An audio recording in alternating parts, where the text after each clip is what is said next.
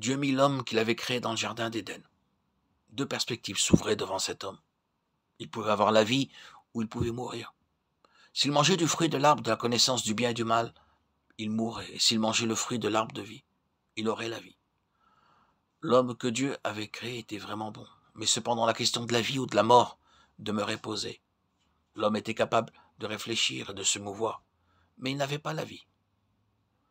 Nous n'entendons pas par là qu'il n'était pas vivant, car selon les normes de la vie naturelle de l'homme, il était bien vivant.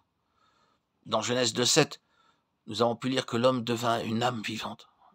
Cependant, compte tenu de ce que représentait l'arbre de vie, l'homme n'avait pas cette vie-là.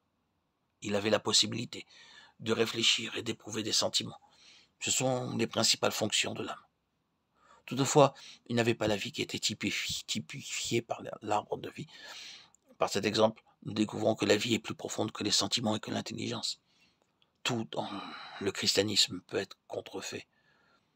Une fausse repentance, une fausse conversion, un faux zèle, un faux amour. On peut aussi contrefaire l'activité du Saint-Esprit et même contrefaire la vie. Combien de chrétiens considèrent que les bons sentiments sont la vie? Ils estiment qu'une atmosphère chaleureuse et qu'une voix puissante sont pleines de vie. Ils ne peuvent pas faire la distinction entre la vie et les sentiments, ne sachant pas que la première chose est plus profonde que la seconde. Une autre catégorie de chrétiens estimeront que la vie, c'est une pensée noble, et qui n'est pas dans les émotions fortes. S'ils découvrent dans un message des pensées qui les défient, des termes brillants et des arguments convaincants, ils les considèrent comme étant la vie. Mais ceux qui ont l'expérience et qui ont été enseignés nous diront que la vie est plus profonde que les sentiments ou l'intelligence. En outre, la vie n'est pas l'action, ce n'est pas parce que quelqu'un est très vif, enthousiaste et actif qu'il pourra être dit que ces choses sont la vie. La personne est vraiment active, mais cela ne peut pas être pour autant qualifié de vie. L'homme, dans ce cas, œuvre au lieu de laisser la vie s'exprimer. Toutefois, nous n'insinuons pas ici qu'il n'y a ni pensée, ni sentiment, ni action dans la vie.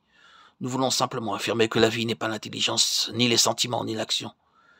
Vous pouvez entendre la même bonne parole, cependant dans une personne vous sentez la vie, tandis que l'autre n'exprime que des pensées. Vous pouvez ressentir une forte émotion en rencontrant une certaine personne, mais ne rencontrer la vie que dans quelqu'un d'autre. Beaucoup de frères prennent pour la vie certaines de leurs sensations, mais ceux qui ont appris savent bien qu'il n'en est pas ainsi. Beaucoup considèrent que certaines pensées en eux sont la vie, mais les croyants expérimentés pourront dire qu'il n'y a aucune vie en cela. Deux frères peuvent partager le même point de vue et interpréter un passage de la même manière, mais cependant pour des chrétiens expérimentés, il y a toute une différence entre ces deux frères. L'un d'eux n'a seulement que la pensée, tandis que l'autre exprime la vie aussi bien que la pensée. En effet, il est possible de rencontrer la vie avec la pensée. C'est une chose fréquente et vraie. Pourtant, nous n'entrons pas en contact avec la vie par le seul contact avec une pensée. Ce sont deux choses tout à fait distinctes. Il y a tellement de gens qui pensent que parce qu'ils disent les mêmes paroles, ils font partie de la même réalité spirituelle. Mais ce n'est pas vrai. Il est possible que ces mêmes paroles restent dans le domaine de la pensée pour l'un et qu'elles expriment la vie pour l'autre. Je suis la vie, dit le Seigneur. La vie n'est donc pas quelque chose en dehors de Christ. C'est Christ lui-même. Si elle n'est qu'une chose, elle est morte. La vie dont beaucoup de chrétiens parlent n'est qu'une chose qui est produite par eux-mêmes.